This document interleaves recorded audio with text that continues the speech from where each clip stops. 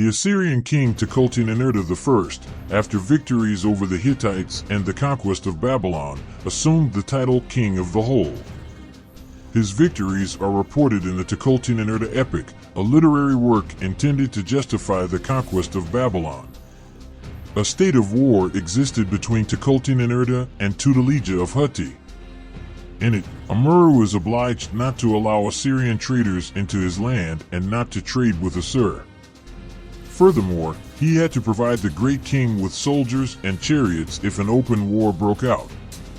Under Tukulti-Ninurta, deportations of the population from the conquered areas are mentioned for the first time, a practice that reached enormous proportions in the Neo-Assyrian Empire.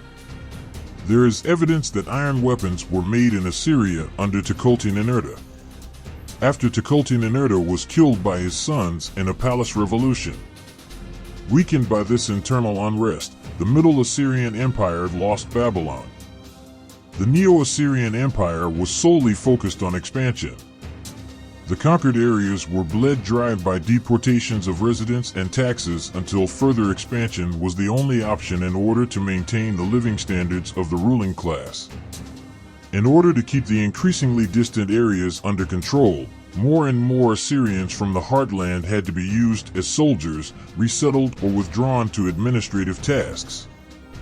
The ever-decreasing productivity of the heartland in turn forced the exploitation of the conquered areas and thus further expansion. 1130 BC, King Assur-Isi I began a renewed policy of expansion. 1100 BC, Tukulti-Epil-Azara I was able to expand the Assyrian sphere of influence enormously. In the south, the rulers of the Kassite dynasty were weak, making it possible to take the city again. In the north, the Hittite Empire had fallen, allowing Tukulti-Epil-Azara to advance into new areas and expand the Assyrian Empire to the Taurus Mountains and the coast of the Mediterranean. The deportation of 370,000 people is expected during the reign of Tukulti-Epil-Azara alone. This meant that rebellious states were not only defeated, but destroyed. The deported individuals found themselves in a foreign environment, dependent on Assyrian rations, without contact with their former compatriots, and had no choice but to accept Assyrian rule and integrate into the empire. This policy led to a mixing of the population and also linguistic standardization. Tukulti-Epil-Azara crushed repeated uprisings. The fate of the rebels was described in great detail to intimidate imitators. His successors could not hold this great empire together. The Arameans conquered large parts of northern Syria. In 900 BC, the Assyrians were pushed back to their core area in northern Mesopotamia. In the mountainous region north of the Euphrates plain, the kingdom of Urartu had developed from several small principalities and was intended to offer increasing resistance to the emerging Neo-Assyrian Empire. The kingdom of Urartu in particular caused enormous problems for the kings. Its mountainous landscape made it difficult to conquer and posed an enormous threat to the core Assyrian Empire. By the middle of the 8th century BC, the Neo-Assyrian Empire had reached a new low point. Nevertheless, the Assyrian Empire pushed the border further southwest toward Syria and Israel. The next Assyrian king Shalmaneser pushed the border of the Assyrian Empire further towards southern Syria and Israel and was able to defeat the Anatolian Luwian Hittites and the Semitic Arameans. In view of the impending danger, several principalities joined together to form an alliance, which included, among others, the northern kingdom of Israel and the king of Damascus. The anti-Assyrian alliance was in the Battle of Karkar in 853 BC. This coalition of otherwise rival rulers stopped the Assyrian advance. The Assyrian king Shalmaneser III had left Nineveh on his 6th campaign with an army of 100,000 men, crossed the Tigris and the Euphrates, and received tribute from numerous cities, including Aleppo. He was then attacked by the troops of the king of Hamath, whom he defeated. He then plundered numerous palaces and cities in the kingdom of Hamath. After Shalmaneser had captured and plundered Karkara, he encountered the coalition forces on the Orontes, involved in the anti-Assyrian alliance. King Adad-Idri, also known as Hadadezer of Aram Damascus, with 1,200 chariots, 1,200 cavalry, and 20,000 foot soldiers. King Urahelina of Hamath with 700 chariots, 700 horsemen, and 10,000 foot soldiers. King Achabu of Israel with 2,000 chariots and 10,000 foot soldiers. The king of Arka with 10 chariots and 10,000 soldiers. King Adunubieli of Sianu with 30 chariots and 10,000 soldiers, as well as Jindabu of Arabia with 1,000 camels and numerous other small kings with around 10,000 more soldiers. The shepherd kings were able to push Assyria back, this time.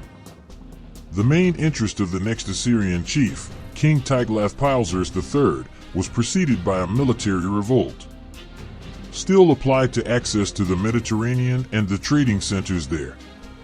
In several battles he managed to conquer the principalities of today's Syria and Lebanon, and in 733 BC to advance to Damascus, which he besieged.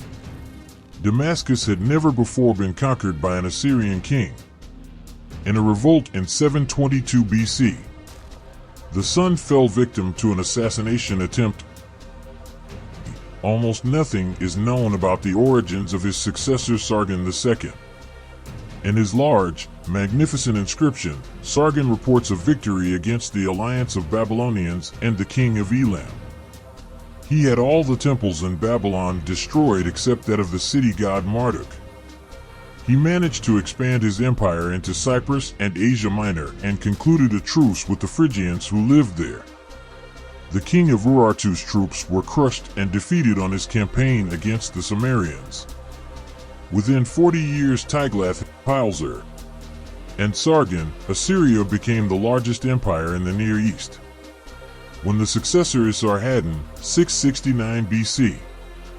When he died on a campaign against Egypt, his son and crown prince Assurbanipal took over the government. 2 years later, this would give the Neo-Assyrian Empire its greatest expansion with the capture of Thebes, the capital of Upper Egypt. Assurbanipal's 40-year rule was a heyday. On my second campaign, I led the way to Egypt and went as far as Thebes, the city of his strength. He saw the approach of my mighty battle, left Thebes and fled. This city was completely conquered by my hands, trusting in Assyria and Istar. I captured heavy, innumerable booty from Thebes. I flashed my weapons over Egypt and returned safely to Nineveh, my residence. The royal titles included, among others, King of Assyria, King of Babylon, King of Sumer and Akkad, King of the kings of Egypt and Cush, Glorious King of the land, King of the four corners, King of the universe, King of all the people. But there were also bloody battles under Assurbanipal, including a fratricidal war with his brother, Samas-Sumayukin, the king of Babylonia, which permanently weakened the empire. While Samas-Sumayukin had been loyal in the early years, he now allied himself with the king of Elam and turned against Assurbanipal. With an alliance with the Scythians and Medes, after a 2-year siege, Assurbanipal conquered starving Babylonia and punished it with all severity. At that time it came to pass that the people of Akkadu, equals Babylon, who were on the side of Shamash-Sumayukin and plotted evil, were seized with famine, and they ate the flesh of their sons and daughters for their hunger, and Assur, Sin, who went before me and subjugated my adversaries, threw Samages, the enemy brother, into a burning fireplace and destroyed his life. Not a single one escaped. I let dogs, pigs, and vultures eat their butchered flesh. After the capture of Babylon, Assurbanipal marched against Elam and captured the capital Susa. It is not known exactly when Assurbanipal died. 616 BC. A Babylonian army under King Nabopolassar marched into Assyria. 614 BC. The city of Assyria fell. 612 BC. After a long struggle, also Nineveh, and 608 BC. Finally, the last important fortress of Charn. This effectively marked the end of the Assyrian Empire.